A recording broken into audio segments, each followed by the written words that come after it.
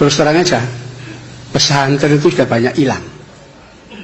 Pesantren-pesantren besar itu sudah tidak ada pesantrennya. Namanya aja masih pesantren. Tapi apa dalamnya? Ada MI, Sanawiyah, Aliyah, sekolah tinggi agama. Itu sekolah itu, bukan pesantren. Ya. Kenapa? Ngaji Sorokan Bandongan sudah tidak ada. Tinggal. Ya, beberapa kali lihat tuh.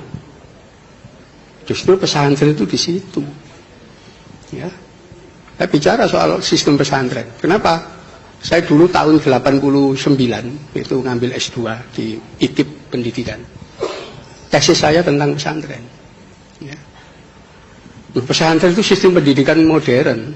Kenapa? Ciri modern itu liberal, pragmatis. Itu ciri orang modern. Pesantren itu paling liberal. Kenapa? Tidak ada absensi kok. Ya.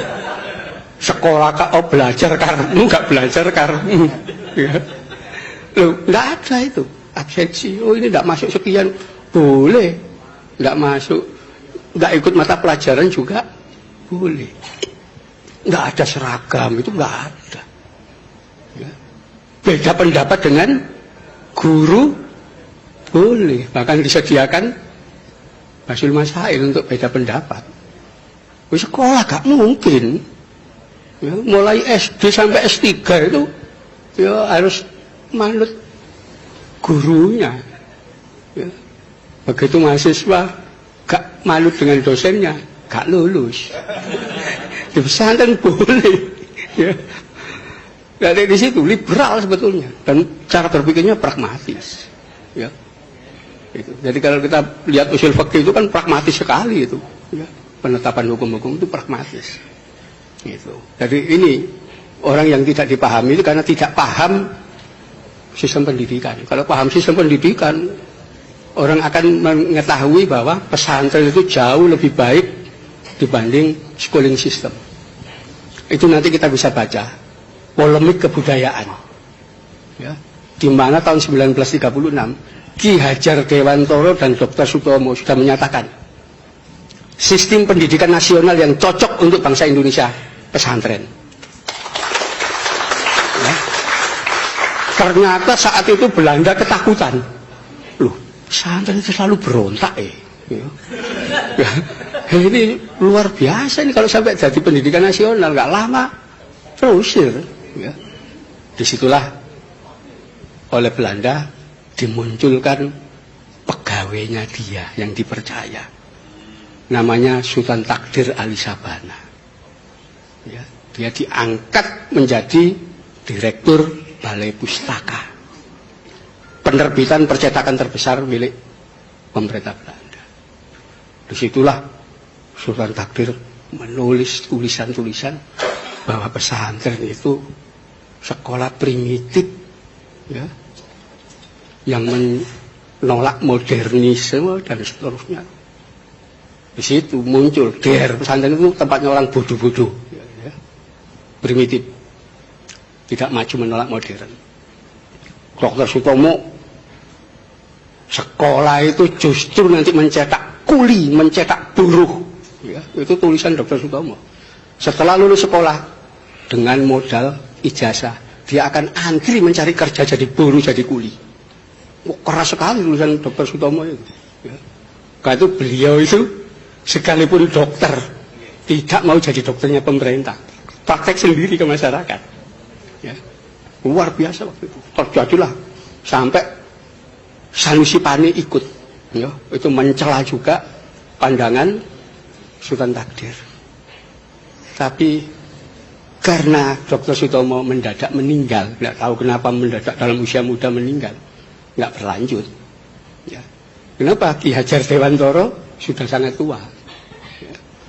Akhirnya disitulah sampai membuat taman sisma macam-macam itu sebetulnya menggabungkan antara pesantren dengan sekolah. Itu polemik kebudayaan, nggak boleh kita lupakan. Ya. Dan memang kalau kita waktu itu menerima konsep dari Dr. Sutomo dan Ki Hajar Dewantoro menerapkan pesantren sistem, ya kita katakan sistem ya, bukan lembaga, itu Indonesia pasti sudah maju. Kenapa? Karena pertama liberal, orang boleh berpikir, beda pendapat dan seterusnya. Dan kedua pragmatis. Sekolah, enggak. Pelajarannya dogmatik, doktriner. Karena itu makin lama orang sekolah di lembaga namanya sekolah ini, dia makin menjadi the classman, manusia kelas. Kenapa? Loh, mulai taman kanak-kanak, SD, SMP, SMA, S1, S2, S3, belajarnya di dalam kelas. Dia tidak tahu dunia luar. Ya, karena itu didoktrin ya, pengetahuannya sempit di dalam kelas itu. Ya. Karena itu kalau kita lihat lulusan-lulusan paling tinggi di sekolah itu akan kelihatan.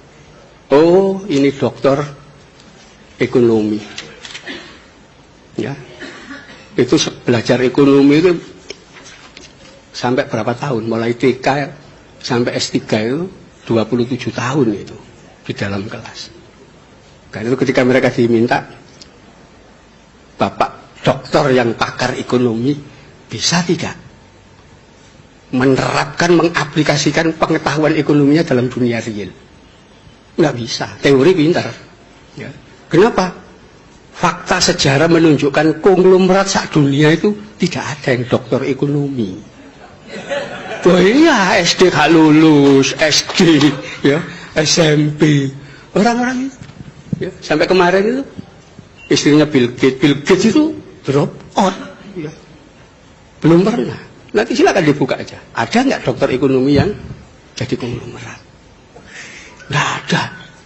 Begitu juga pakar ilmu politik, ya. Belum ada dokter ilmu politik jadi presiden di satu negara. Ya. Loh, faktanya begitu. Amerika itu negara gede, kurangnya apa? Mana pernah dipimpin dokter ilmu politik? Nggak ada. Di Rusia, Jerman, Perancis, semua orang pendidikan rendah-rendah semua. Kenapa? Orang yang tahu dunia real, bukan di dalam kelas. Ya, nanti di dalam semuanya akan kelihatan itu. Ya. Jadi kalau pesantren kan enggak, ya realitas masyarakat. Kenapa? Enggak menggantungkan diri pada ijazah. Wong ijazah sekolah enggak laku, ya. Untuk daftar tentara juga enggak boleh. Daftar polisi juga apa sih pesantren. Enggak dianggap. Ya. Tapi itu fakta. Ya. Bahkan kalau kita mau buka sejarah bagaimana kaum sarungan yang dianggap primitif itu, ya, dalam sejarah kita. Yang melahirkan TNI itu orang-orang dari pesantren, mayoritas. Ya. Itu fakta. Ya. Saya nulis buku, judulnya Fatwa dan Resolusi Jihad. Ya. Sekarang masih proses. Saya nggak ngerti kenapa terlambat, padahal sudah selesai Desember 2016 kemarin. Sampai sekarang ini nunggu.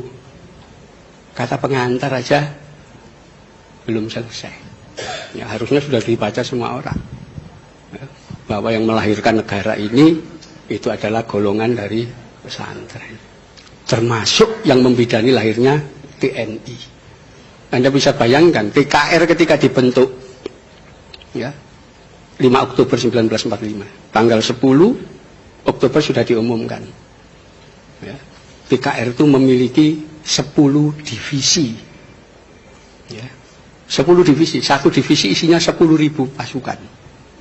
Ya, itu terdiri dari 4 sampai 5 brigade. Divisi pertama jelas ditulis di situ. Dipimpin oleh Kolonel Kiai Haji Samun. Ada Kiai Hajinya di situ. Ya, silakan data ini dilihat di Pusat Sejarah ABRI. Loh ada.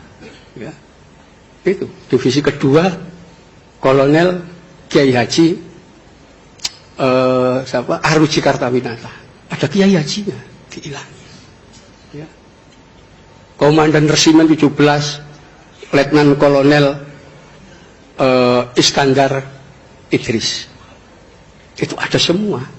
Ya. Komandan-komandan batalion itu gelarnya kiai-kiai semua.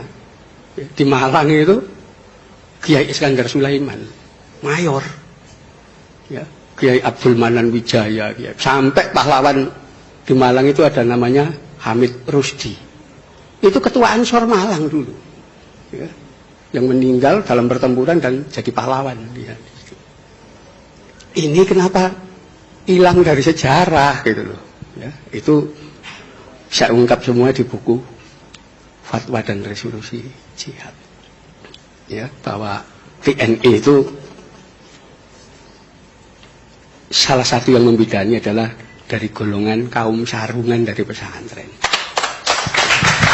Ya, saya kira itu, ya. Assalamualaikum warahmatullahi wabarakatuh. Waalaikumsalam warahmatullahi wabarakatuh.